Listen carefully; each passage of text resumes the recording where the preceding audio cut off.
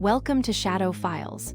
Tonight, a critical clue has led authorities to a Chicago doctor, now a prime suspect in the tragic deaths of an Ohio dentist and his wife. Moving on, in Mississippi, prosecutors are preparing to seek the death penalty against a man accused of a deadly rampage, which tragically included the killing of a young girl and a pastor. And finally, a journalist's deep dive into forgotten serial killers' past takes a dark turn, unraveling her own reality. Stay with us for the full story.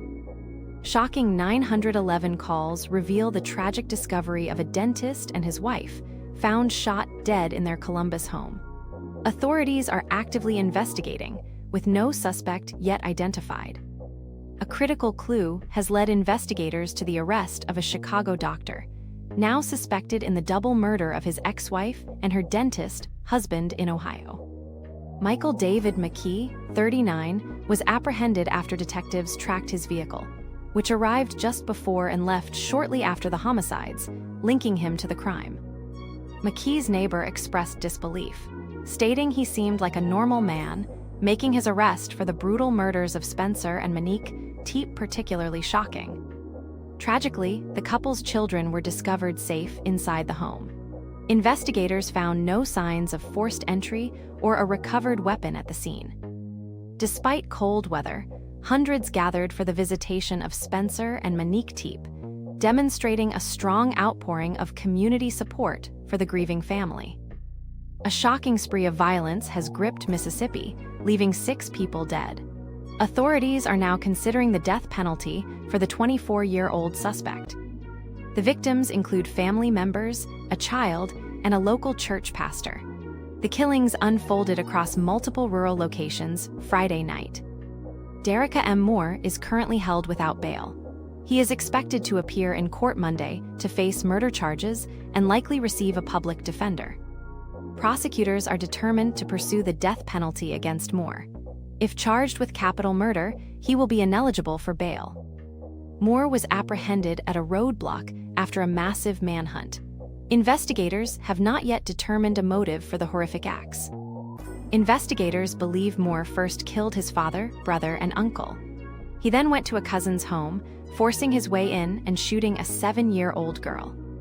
The violence continued at a local church, where Moore allegedly killed the pastor and his brother. The small community remains deeply shaken by these events. A new documentary explores journalist Laura Greenberg's unsettling bond with serial killer Doug Gretzler. She befriended him, delving into his crimes to understand the monster within. Gretzler, with accomplice Willie Steelman, brutally murdered 17 people. Greenberg's relentless pursuit led her to visit him 350 times, exchanging hundreds of letters and recordings. As Gretzler recounted his horrific acts, Greenberg's own sense of reality began to warp. Her obsession with understanding the killer consumed her for decades.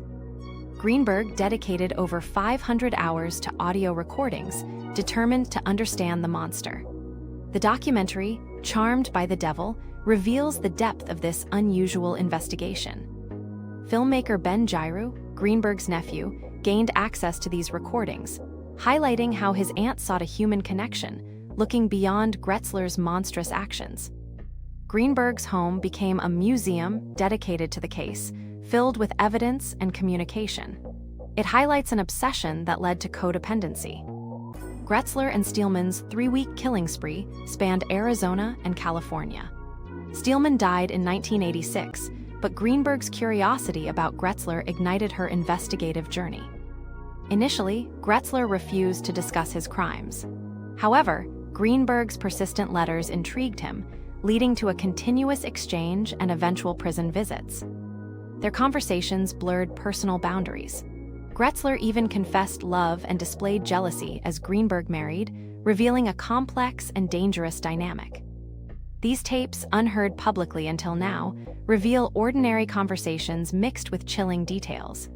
They spoke of weather, music, and grocery lists alongside gruesome acts. The documentary raises difficult ethical questions about journalistic proximity.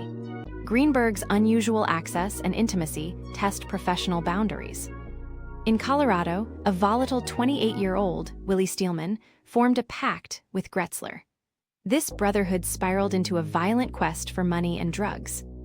Despite the controversial nature of their relationship, Laura Greenberg stated she does not regret their connection. She acknowledged no explanation could justify the brutality. Greenberg reached out to victims' families and Gretzler's sister, offering them a platform for the first time. Her ability to connect garnered trust and uncovered truths. Giroux emphasized Greenberg's gift for making people open up, a skill crucial with Gretzler, who rarely spoke to anyone else. She left no stone unturned. Greenberg was transparent about the depth of her connection with Gretzler, discussing uncomfortable truths and never shying away from the intensity of their bond.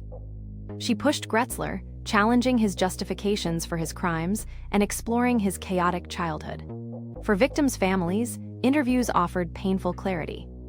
Gretzler's sister, Dee, speaking for the first time, acknowledged her brother was a serial killer. She trusted Greenberg to tell her story responsibly. Detective Weaver Barkman explained that Gretzler and Steelman formed a third personality together, creating an entity far more dangerous than either individually.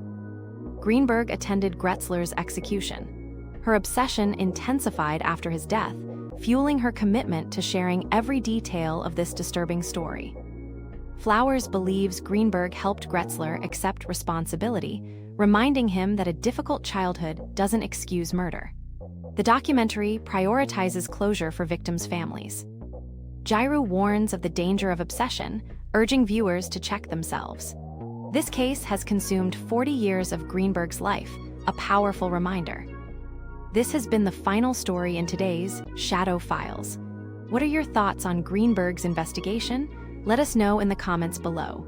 Don't forget to like this video and subscribe to our channel for more in-depth true crime analysis.